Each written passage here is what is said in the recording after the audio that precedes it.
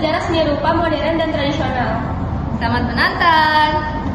Jadi teman-teman, apresiasi secara makna adalah bentuk penghargaan atau penilaian terhadap sesuatu kepada diri sendiri maupun orang lain.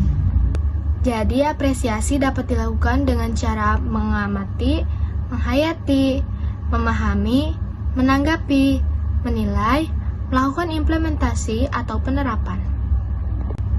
Sementara yang dimaksud dengan apresiasi seni adalah suatu proses sadar yang dilakukan oleh seseorang dalam menghadapi dan memahami karya seni. Tujuan dilakukannya apresiasi seni adalah untuk membuat masyarakat lebih memahami dan menghargai suatu karya seni yang memiliki keberagaman dan keunikan tersendiri. Untuk melakukan apresiasi karya seni tidak hanya dilakukan dengan menilai karya seni saja, tapi juga bisa mengapresiasi sesuatu yang ada di sekitar kita. Misal, kita ingin beli sepatu di toko sepatu, maka kita akan memilih salah satu dari banyaknya pilihan yang disodorkan oleh penjual. Nah, hal tersebut juga termasuk ke bentuk apresiasi. Berdasarkan tingkat kemampuan berapresiasi, apresiasi terbagi menjadi 3. Yang pertama, apresiasi empatik. Yang kedua, apresiasi estetis. Dan yang ketiga, apresiasi kritis. Yang pertama, apresiasi empatik. Secara harfiah, empatik artinya ikut merasakan atau memikirkan hal yang dirasakan oleh orang lain. Dalam apresiasi empatik, apresiator atau orang yang mengapresiasi berusaha untuk ikut merasakan apa yang telah digambarkan dalam karya tersebut. Contohnya, ketika kita melihat suatu lukisan bertema tentang penderitaan, maka kita akan ikut merasakan yang digambarkan dalam suatu karya tersebut. Apresiasi empatik lebih menggunakan suasana hati atau perasaan untuk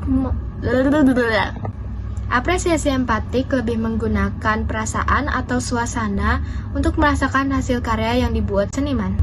Yang kedua, apresiasi estetis.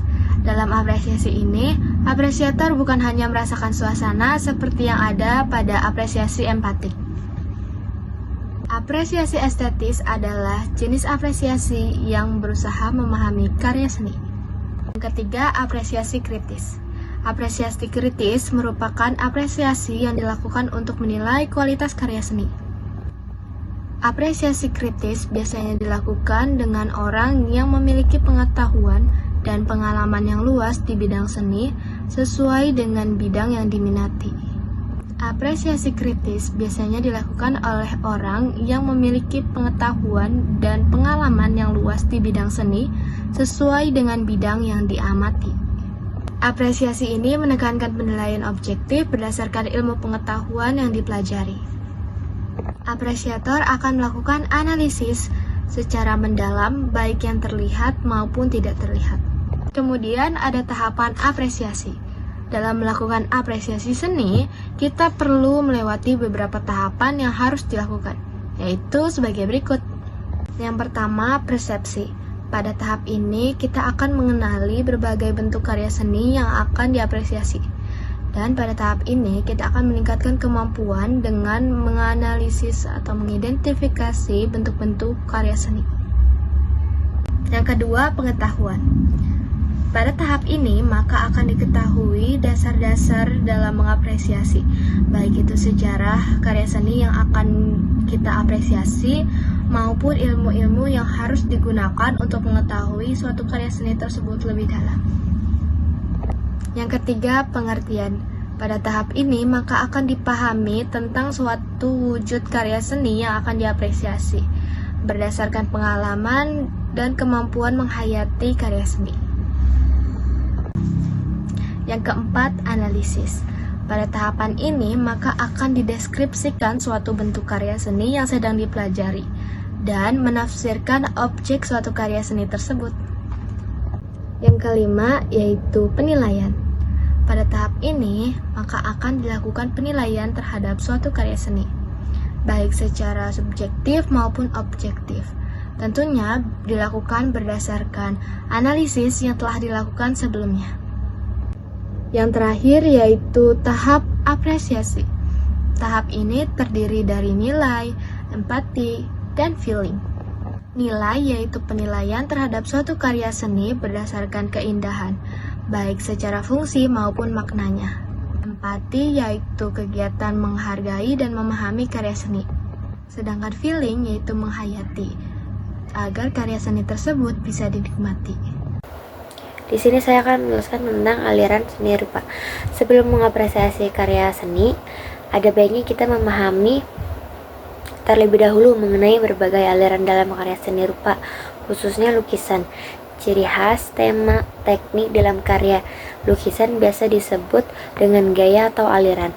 Berdasarkan cara pengungkapannya, aliran dan gaya lukisan dapat digolongkan menjadi 3, yaitu 1. Representatif.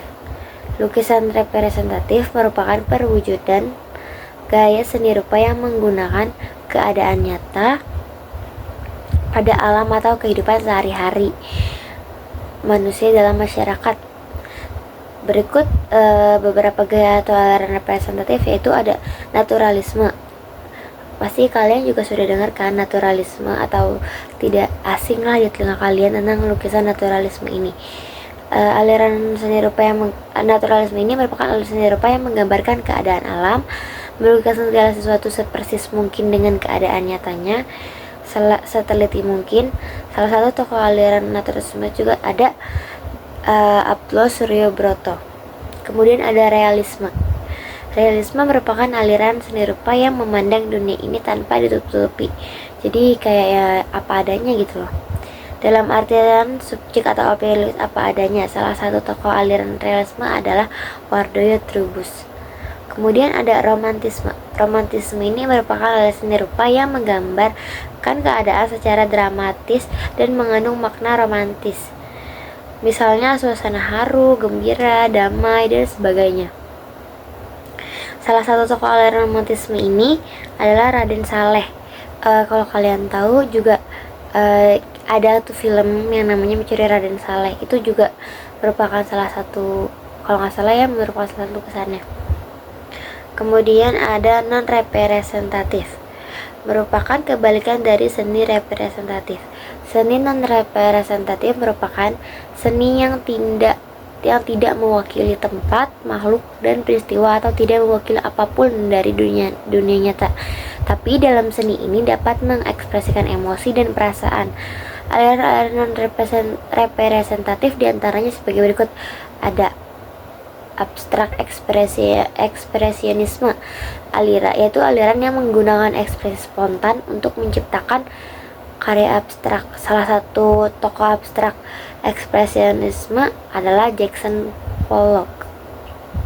Kemudian ada formalisme, aliran yang hanya menggunakan bentuk-bentuk dasar geometris seperti segi 4, persegi panjang, segitiga, atau hanya garis. Salah satu tokoh aliran formalisme adalah Jasper Johns. Kemudian ada deformatif,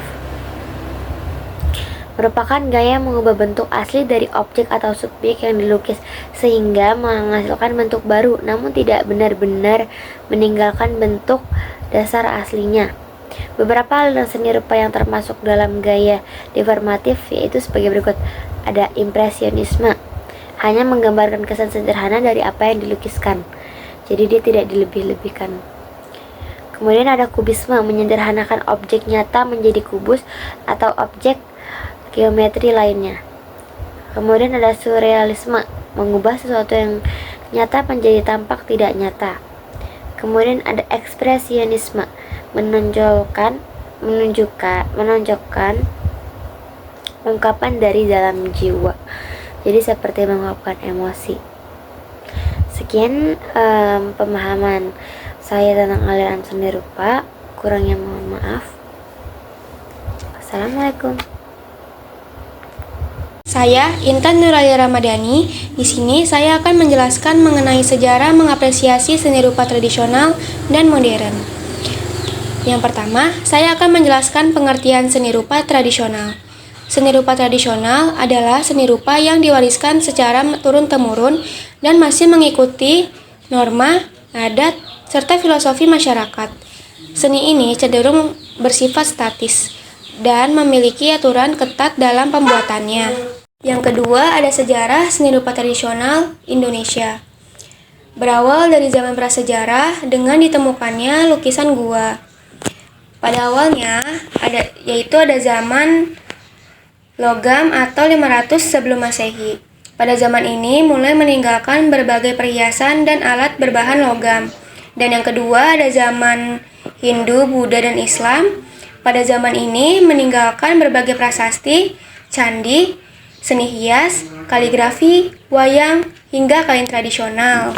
Yang ketiga yaitu apresiasi karya seni rupa tradisional Indonesia.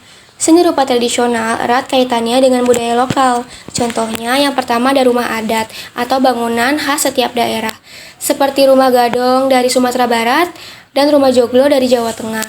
Yang kedua ada pakaian tradisional atau baju adat khas daerah, seperti baju bodo dari Bugis, ulos dari Sumatera Utara, dan kebaya batik dari Jawa Tengah. Yang ketiga ada senjata tradisional atau alat yang awalnya digunakan untuk berburu dan bertahan diri, seperti rencong dari Aceh, keris dari Jawa Tengah, dan bodik dari Sulawesi. Yang terakhir yaitu alat musik tradisional adalah instrumen khas daerah yang sering digunakan dalam upacara adat seperti angklung, gamelan, tifa, dan kolintang. Materi kedua yang akan saya jelaskan yaitu tentang sejarah mengapresiasi seni rupa modern Indonesia. Seni rupa modern Indonesia berkembang dengan mengikuti teknologi dan media terbaru, memungkinkan seniman untuk bereksperimen dan menciptakan bentuk seni baru. Yang pertama yang akan saya jelaskan yaitu pengertian dari seni rupa modern. Seni rupa modern tidak terikat pada tradisi, tetapi berkembang berdasarkan ilmu, filsafat, dan prinsip seni baru. Seni modern berkembang sejak tahun 1860-an hingga 1970-an, dengan ciri utama seperti tidak mengikuti aturan tradisional, lebih ekspresif, bebas dan berbasis ilmu baru, dan mengutamakan orisinalitas dan kreativitas. Yang kedua, yaitu ada sejarah seni rupa modern Indonesia. Perkembangan seni rupa modern Indonesia dibagi ke dalam beberapa periode, yaitu yang pertama ada periode perintis pada tahun 1826 hingga 1880. Dipelopori oleh Raden Saleh yang membawa gaya romantisme ke Indonesia. Dan yang kedua ada periode Indonesia Jelita, yaitu Muhyiddin, lanjutan dari Raden Saleh dengan seniman seperti Basuki Abdullah dan Heng Lantung menampilkan keindahan alam Indonesia. Yang ketiga ada periode Persagi, dipimpin oleh S. Sujojono yang menentang gaya moe indie dan mengusung seni yang lebih realistis dan berjiwa nasionalisme. Yang keempat ada periode pendudukan Jepang, seni digunakan sebagai alat propaganda oleh kelompok Kelimin Bunka Sidoso dengan tokoh seperti S. Sujojono dan Affandi. Periode kelima yaitu periode akademi pada tahun 1950. Pendidikan seni rupa mulai berkembang melalui ASRI dan perguruan tinggi lainnya. Yang keenam ada periode seni rupa baru pada tahun 1974. Muncul kelompok seni yang lebih bagus seperti Jim Sempangkat dan S. Prinka yang menolak batasan seni rupa konvensional. Tiga ada apresiasi karya seni rupa Indonesia. Apresiasi seni rupa modern melibatkan pemahaman terhadap makna karya seni dengan ciri-ciri seperti ekspresif dan unik, bersifat universal dan tidak terbatas budaya, dan memiliki unsur visual dan prinsip estetika. Dengan memahami seni rupa modern, masyarakat dapat lebih menghargai inovasi dan perkembangan seni di Indonesia. Itu saja yang saya jelaskan. Mohon maaf dan terima kasih. Sekian presentasi dari kelompok kami. Terima kasih sudah menonton. Mohon maaf jika ada kesalahan dan kekurangan dari kami. Wassalamualaikum warahmatullahi wabarakatuh.